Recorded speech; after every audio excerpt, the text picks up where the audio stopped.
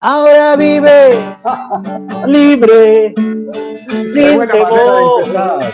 Dale, ¡Vámonos! Javi. Javi Moure, con vosotros. Arrancando el día, arrancando la noche, allá desde donde estés, la madrugada, si no puedes dormir, ahora vive Vive libre, sin temor. Da igual lo sin que suceda, temor. sigue amando. En tus manos En tus tienes el manos. poder, en tu corazón eres hijo de Dios. Hijo de El Dios. amor te salvará, el amor nos salvará. A ti y a mí sube la dosis del amor. Da igual lo que suceda, sigue amando. Amando. Dale.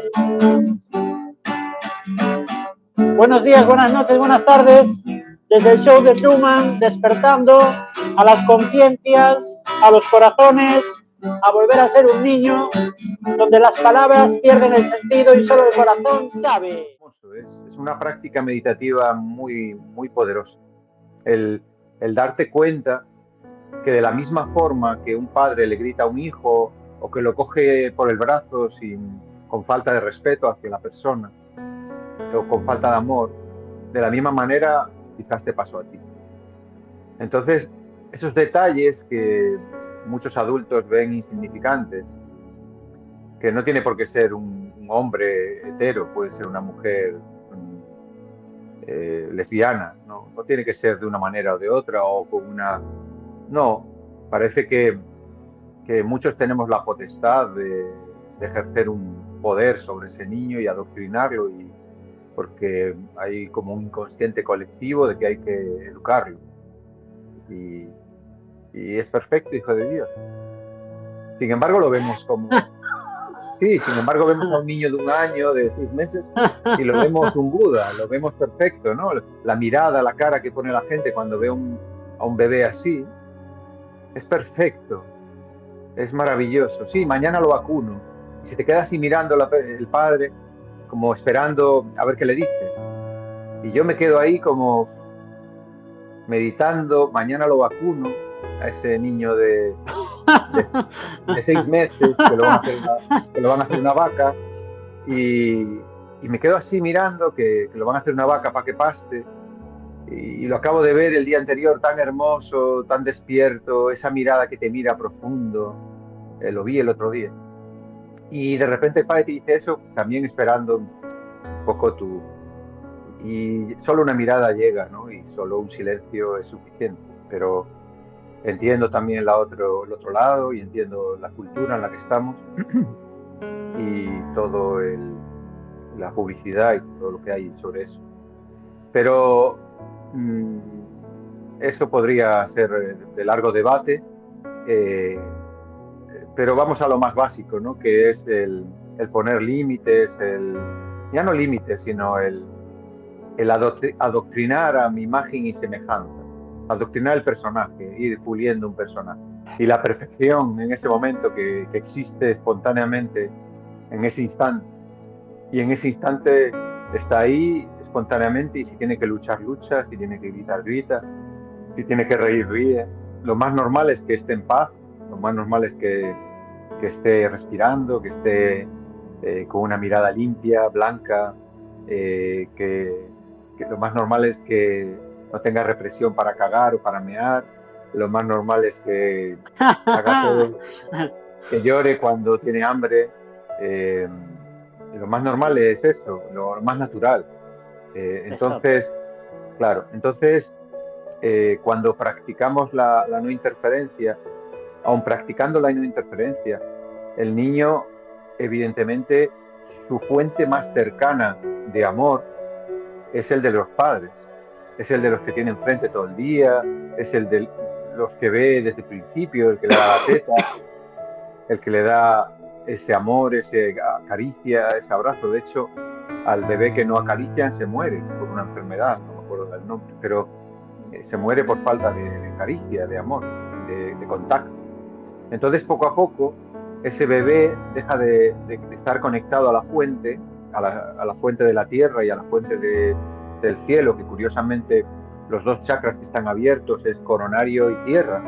El resto de relación están como cerrados y se conecta con la energía de arriba y de la tierra. Y poco a poco va buscando otro tipo de energías y de la forma que encuentra esa energía, ese amor, es desde la atención, normalmente de sus padres. Ahí das en una clave, Y la atención, claro, el sentirnos entonces, atendidos. claro, entonces poco a poco se va adoctrinando, se va programando a que si llama la atención va a tener cariño, va a tener energía. Entonces poco a poco va llamando más la atención y va probando cómo hacer para que lo amen. Y esto se va insertando en nosotros. Nosotros también lo tenemos, Sí, tenemos ese obvio, condicionamiento. Entonces, totalmente, fíjate, sí. hoy por la mañana caminando me venía fíjate cómo es el Padre Celestial, cómo es la fuente, cómo es la madre, la Pachamama. Fíjate que nos da todo su amor, toda su energía y no nos pide nada. Nos da todo su amor y no interfiere.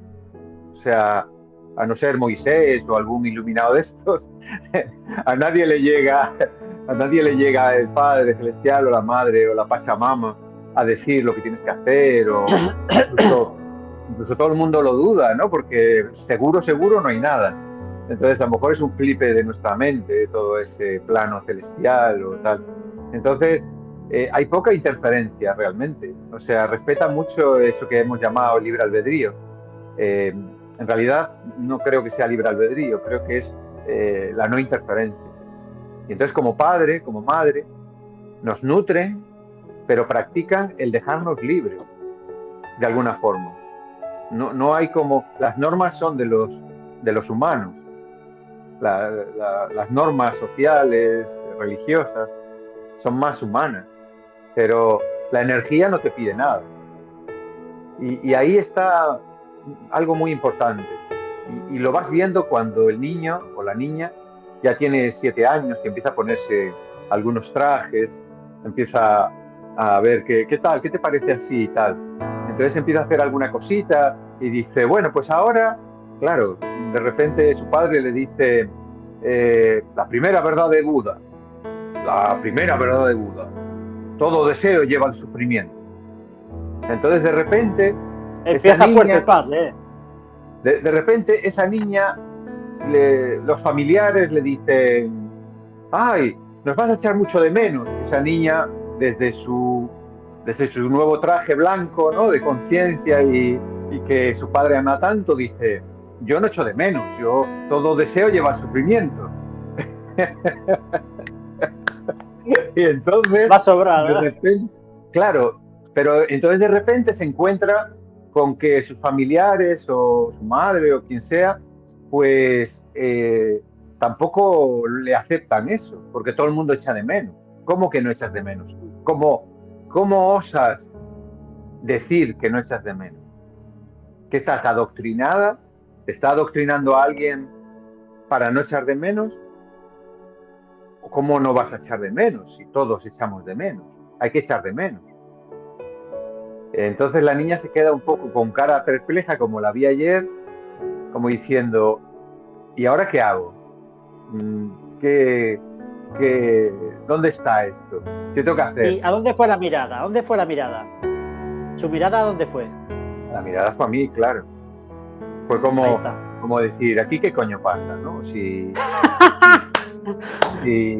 Claro. Entonces, también vamos a algo muy importante, ¿verdad? Que en el mundo espiritual, ayer precisamente, curiosamente, en el directo de los miércoles de las meditaciones del Tantra, curiosamente era un sutra exactamente con esta historia, que decía Shiva, cuando llegue un deseo, considéralo y en un momento espontáneamente déjalo ir. Considéralo y en un momento déjalo ir. Entonces es la base de la meditación este sutra. un deseo, un pensamiento, una emoción. Es la base, la ecuanimidad, la base de la meditación y de la vida, quizás. La ecuanimidad, porque también es lo que le explicaba a Alma ayer, que claro, también el deseo de no echar de menos es un deseo. Entonces, el verbalizar es que yo ahora no echo de menos es un ego espiritual y es un deseo. Y también es un traje. Entonces, tú puedes vivir espontáneamente en ese momento presente y no vas a echar de menos. Pero en el momento que transmites esa información, es filosofía, es deseo. Y dice, pero tu hija lo entiende perfectamente. Ya no lo hemos hablado hoy, ya no hay que hablarlo. Lo entiende perfectamente. Porque cuando estás vacilando, en realidad el niño está probando. Está probando a lo que te digo, a ponerse un traje y ver cómo funciona, qué input le dan y está más en y donde está ese observar el deseo es desde la contemplación, pero no desde la filosofía. No es un lema, no es el primer mandamiento de todo deseo lleva el sufrimiento, no es un mandamiento que hay que cumplir, porque entonces ya es otro condicionamiento. Ya Eso es es otro importante. deseo, mucho, porque eso es parte también del adoctrinamiento. Entonces, si yo lo permito, o si yo entro ahí en ese adoctrinamiento, una lucha con la sociedad, que la sociedad echa de menos y a mí no me Y yo no pasa, quiero, a mí no me pasa, yo no entonces vivo estamos eso. otra vez adoctrinando a esa niña. No la Es un dejamos que sea espontánea. adoctrinamiento más espiritual, más colorido, más armónico, más de unidad, más lo podemos etiquetar de muchas formas, pero sigue siendo un adoctrinamiento. Y se Exactamente. suele ver eso, que los padres que adoctrinan a sus hijos a que sean hippies, a que sean libres, a que sean todo es amor, somos uno, a que sea como esa polaridad de espiritual. Luego los hijos quieren ser oficinistas, coger un traje, un maletín e ir a ganar la vida a la gran ciudad. Y está Y bien, viceversa. Y y está está bien bien, sí, también. Pero es bonito. claro, pero es interesante porque como te digo, te ves muy reflejado. Y no es tan fácil como me he pasado toda la vida viendo niños que no tenían nada que ver conmigo. Ahora es muy interesante porque también hay ahí el deseo tuyo también. Y es interesante Claro, observarlo claro. también y ser consciente. Es un viaje muy interesante el de padre o madre cuando estás presente, cuando estás consciente. Es el viaje de la vida. Para eso, entonces tiene sentido todo esto. Porque si no es una chapita, es un adorno.